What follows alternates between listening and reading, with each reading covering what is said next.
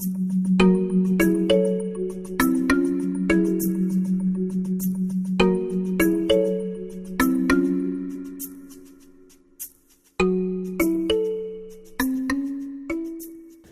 buenas tardes de nuevo, gracias por incluirme en esta mesa. Fue toda una operación de colado, de incluirme en este espacio, así que se los agradezco un montón. También la atención de poder ser la primera, disculpas a mis compañeras y mi compañero. Desgraciadamente pues esto de los vuelos no se puede cambiar y tengo que partir corriendo ahora en un ratito, pero un gusto estar aquí, un gusto poder platicar con ustedes. Y bueno, de lo que hemos visto el día de hoy, yo vengo también, igual que ayer, a contarles un panorama tal vez un poco distinto, tal vez con las mismas bases, pero sí en un contexto que es diferente a lo que se ha dado en el resto de los países de América Latina. Yo trabajo en la Comisión Mexicana de Defensa y Promoción de los Derechos Humanos, estoy en México, soy encargada del área de atención y trabajo psicosocial con personas víctimas de violaciones graves a derechos humanos. En la organización en la que estoy, a lo que nos dedicamos es en acompañar de manera integral casos de violaciones graves a derechos humanos, particularmente desde el marco del litigio estratégico, llevando denuncias contra el Estado a nivel nacional e internacional por este tipo de prácticas. Y lo que hacemos en mi organización es, desde el área de defensa, desde el área psicosocial, desde el área de comunicación, incidencia, investigación, etcétera, buscar formas o inventar, construir estrategias que nos permitan abordar este tipo de situaciones con las personas que las han vivido de una manera entiendo que han tenido debates sobre el tema de la integralidad, pero sí, efectivamente, lo que nosotros planteamos es intentar construir un abordaje integral de este tipo de situaciones.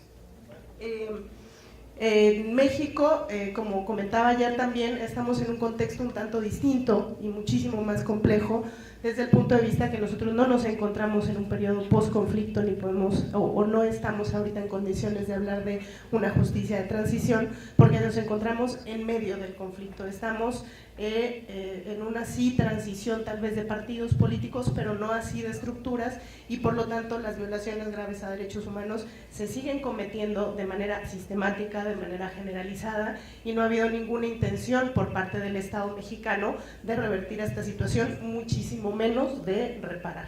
Incluso ni siquiera como de reconocer la problemática. Ha habido una serie de manifestaciones de organismos internacionales y muchas denuncias de organizaciones de la sociedad civil nacionales en donde hablamos de la problemática y de la crisis de derechos humanos que tenemos, pero el Estado inmediatamente sale a plantear que en México no pasa nada. Entonces, este es el contexto en donde estamos. Estamos en un país donde efectivamente ni siquiera se reconoce el conflicto y por lo tanto entonces no se puede reparar. Y no hay ningún tipo de voluntad para poder hacerlo, y se siguen violentando derechos humanos todos los días en todas partes. Es un contexto en donde, aun cuando reconocemos dentro de las organizaciones que por supuesto que el tema de lo que han llamado aquí la reparación psíquica es algo que tiene que ser responsabilidad del Estado, de la gente que dañó. Desgraciadamente, en el contexto de impunidad y de corrupción en el que vivimos en México, no estamos confiando en el Estado y no estamos confiando en las autoridades, y las propias víctimas no tienen ninguna intención y ninguna gana de que sean agentes del propio Estado, aun cuando sean miembros o funcionarios de sistema de salud, quienes atiendan sus problemáticas. Entonces nos encontramos ahorita sí en lo teórico, en este reconocimiento, pero en lo práctico en una situación en la que no es posible que el Estado hoy en día asuma esta responsabilidad que sí le toca, y hemos tenido que ser las organizaciones quienes hemos respondido a este tipo de problemáticas.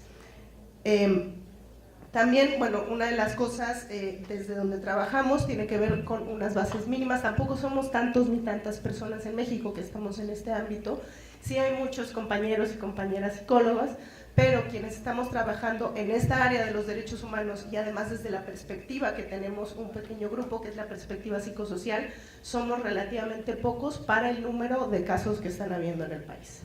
Entonces, un poco para hablar de estas bases mínimas con las que nosotros trabajamos, somos un pequeño grupo de psicólogos, psicólogas o compañeros de profesiones, sí, pero también compañeros sociólogos, historiadores, compañeros educadores, formadores que también han estado tratando de formarse en este tema de lo que es la perspectiva y el acompañamiento psicosocial.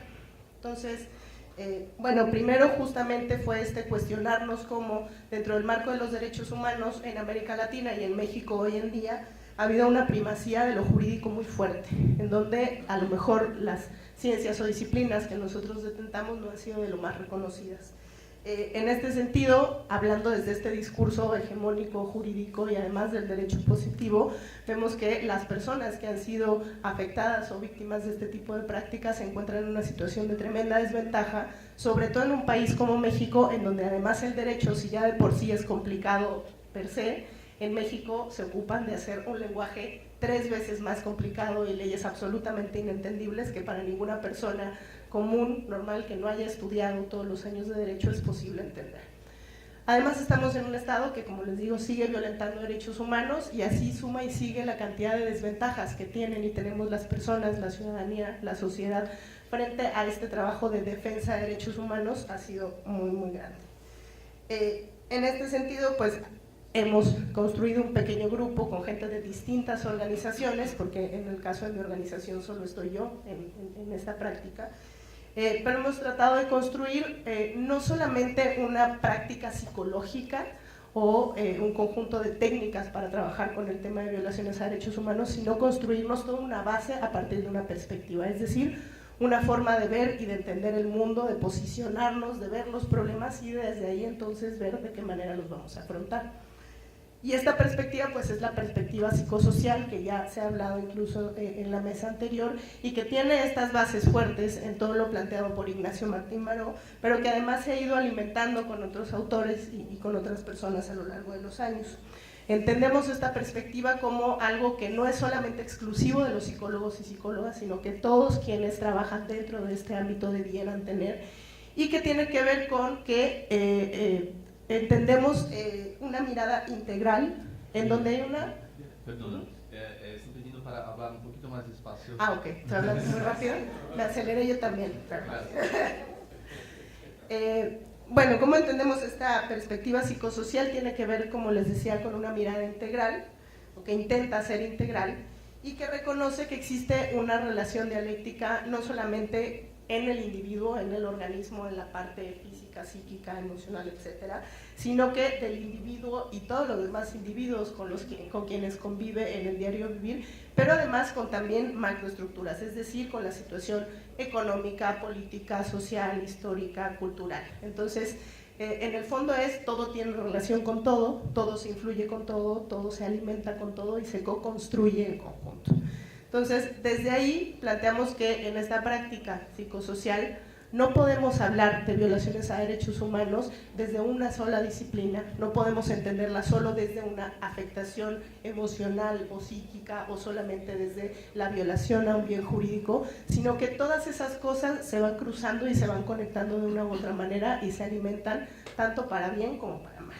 Si no conectamos bien las cosas, si no hacemos un análisis adecuado de los contextos, por ejemplo, en el marco de la psicoterapia, no estamos abarcando el problema de manera adecuada y entonces no podemos intervenir tampoco de manera adecuada. En este sentido, también desde la perspectiva psicosocial, pues hablamos de 3 principios básicos. Uno que tiene que ver con esto, primero es análisis de contexto, necesitamos ubicarnos en dónde estamos y qué es lo que está pasando alrededor para entender realmente de dónde viene la problemática que nos plantea la persona.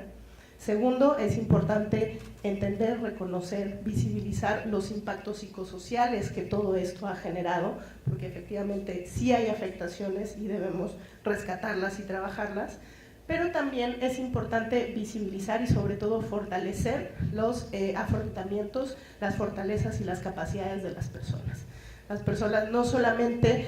se presentan frente a nosotros con una serie de daños o de afectaciones, sino que también son seres humanos integrales que han tenido distintas formas de sobrevivir y de salir adelante, que es importante rescatar y también trabajar con ella. Entonces, esta es más o menos como la base, la perspectiva que tenemos fundante en el trabajo que hacemos. ¿Cómo es el trabajo que hacemos en México? Pues la verdad es muy sui generis, no tiene como una estructura o un protocolo fijo. En el caso de mi organización, como les comento, es acompañamiento psicosocial o desde la perspectiva psicosocial a personas que han vivido violaciones a derechos humanos y como es en el marco de procesos de litigio estratégico, entonces acompañamos dependiendo de la etapa del proceso en la que se está, desde acompañar audiencias, desde hacer peritajes, dictámenes, desde sí en ocasiones hacer intervenciones con más herramientas terapéuticas que siempre están presentes, pero a veces es más necesario, hacer análisis de contexto, trabajar con seguridad, hacer formación política, trabajo con organizaciones también. Entonces es muy amplio como para poder explicarlo todo, contárselos todos, pero también es un trabajo tremendamente rico y que justamente creemos que cumple con este precepto de tiene que partir desde las personas que han sido víctimas, desde sus necesidades y desde lo que ocupan en el momento en el que se encuentran, y desde ahí entonces acompañar. En este sentido, bueno, sí trabajamos mucho con el tema, por ejemplo, de testimonios, pero en este punto de vista, si nos cuestionamos también el testimonio que implica, ya lo decían hace un rato, el testimonio no es de gratis y depende del momento y del espacio en donde se esté, que pueda ser revictimizante o que pueda ser reparador. Entonces, sí hemos tratado de trabajar muy duro en clarificar los objetivos de los testimonios, para qué los queremos, en qué momento. A veces es un testimonio jurídico, a veces sí tiene que ver más con documentación de impactos, a veces tiene que ver con un peritaje, pero es necesario ser claro y que también eso se comparta y se co-construya con las personas.